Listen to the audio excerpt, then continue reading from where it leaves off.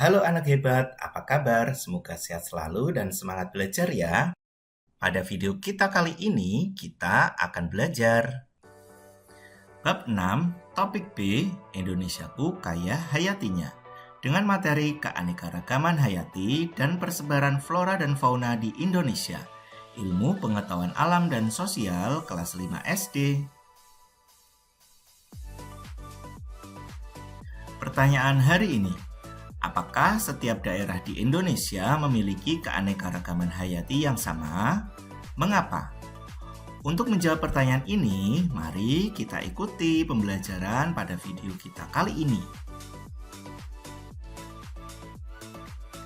Tujuan pembelajaran pada video kita kali ini, yang pertama, mampu menyebutkan 3 tingkatan keanekaragaman hayati beserta contohnya. 2. Mampu menganalisis faktor-faktor yang mempengaruhi keanekaragaman hayati di Indonesia. 3. Mampu menjelaskan manfaat keanekaragaman hayati bagi kehidupan manusia.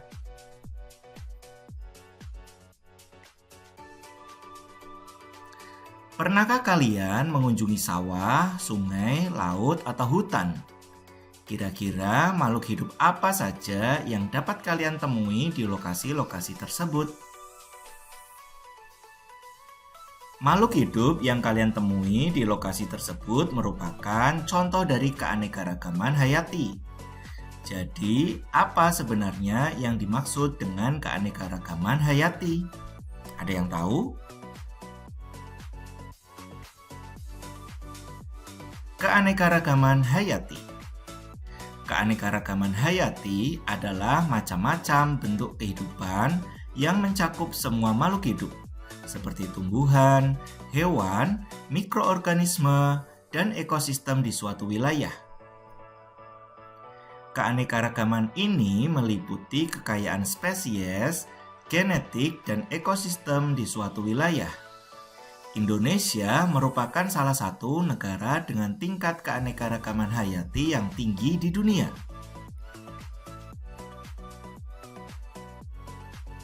Mari kita amati gambar di bawah ini. Makhluk hidup apa saja yang kalian temukan pada gambar? Coba kalian perhatikan dengan seksama ya. Macam-macam makhluk hidup yang kalian temukan merupakan keanekaragaman jenis atau spesies.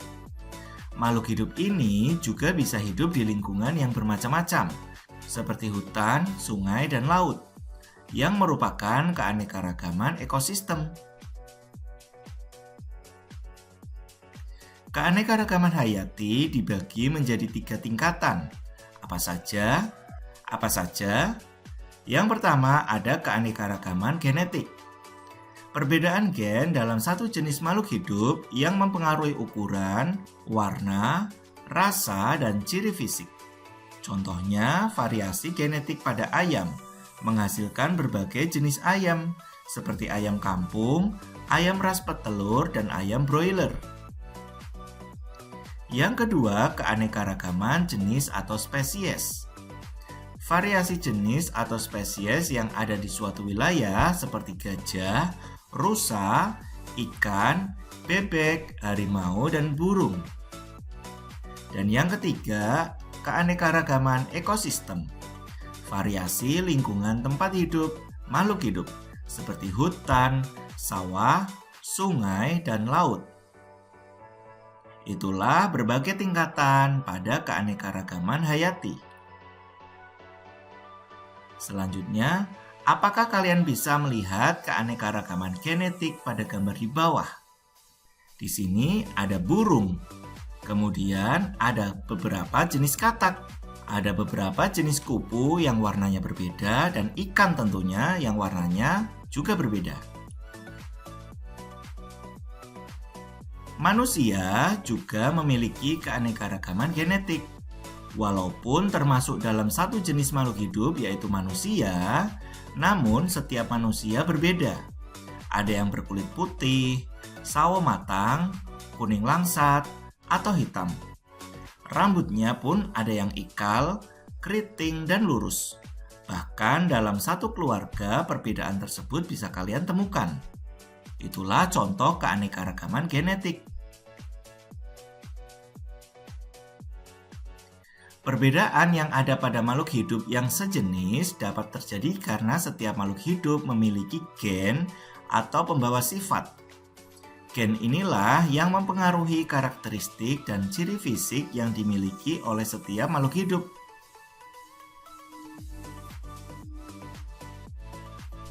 Dua faktor yang mempengaruhi keanekaragaman hayati di Indonesia.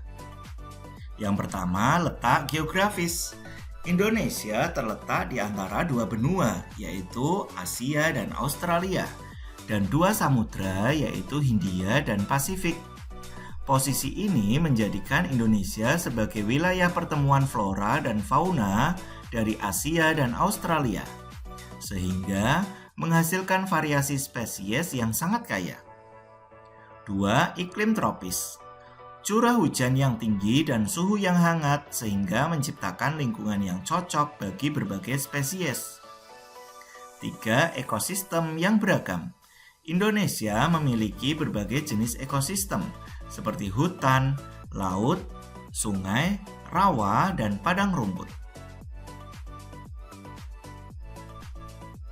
Contoh keanekaragaman hayati di Indonesia.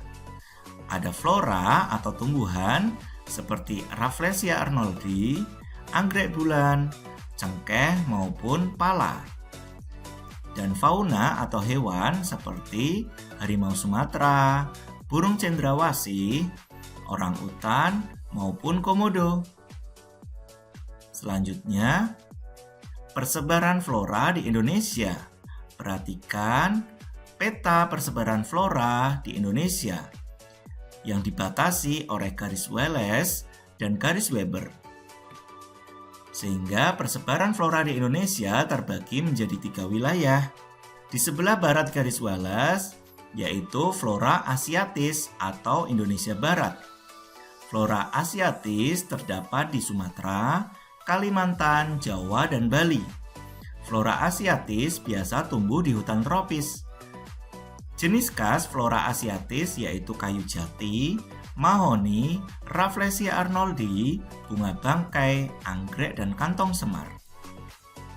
Selanjutnya, wilayah di antara garis Wallace dan garis Weber yaitu flora peralihan atau Indonesia Tengah. Flora peralihan terdapat di Sulawesi, Nusa Tenggara, dan Maluku. Flora peralihan memiliki ukuran yang kecil dan berdaun pendek. Umumnya, flora peralihan berupa padang rumput, hutan pantai, dan hutan pegunungan yang ditumbuhi cemara dan pinus. Selanjutnya, di sebelah timur garis Weber yaitu flora australis atau Indonesia Timur. Flora australis terdapat di Papua, Maluku, dan sekitarnya. Flora australis membentuk hutan yang menyerupai hutan Sumatera dan Kalimantan. Jenis khas dari flora australis yaitu kayu matoa, cendana, eboni, dan siwalan. Selain adanya persebaran flora di Indonesia, juga ada persebaran fauna di Indonesia. Fauna asiatis atau Indonesia Barat. Fauna asiatis terdapat di Sumatera, Kalimantan, Jawa, dan Bali. Banyak ditemui mamalia berukuran besar seperti gajah, badak bercula 1, banteng, harimau, orangutan, monyet, dan bekantan. Kemudian ada fauna peralihan atau Indonesia Tengah.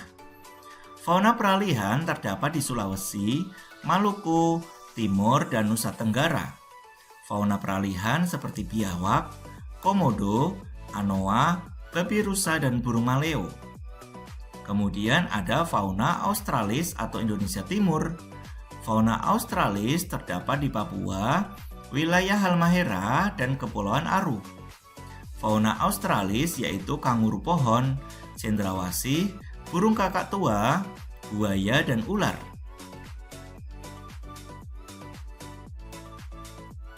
Tiga, manfaat keanekaragaman hayati bagi kehidupan manusia. Yang pertama, untuk memenuhi kebutuhan. Sumber utama bagi kebutuhan manusia seperti pangan, obat-obatan, dan bahan baku industri. 2. Menjaga ekosistem. Menjaga keseimbangan ekosistem seperti penyerbukan tanaman dan penyediaan oksigen. 3. Sumber ilmu. Menjadi sumber penelitian untuk menemukan teknologi dan pengetahuan baru. 4. Budaya. Banyak flora dan fauna menjadi simbol budaya dan tradisi suatu wilayah. Terima kasih. Semoga ilmu yang sudah dipelajari dapat bermanfaat. Jumpa lagi di video selanjutnya. Bye-bye.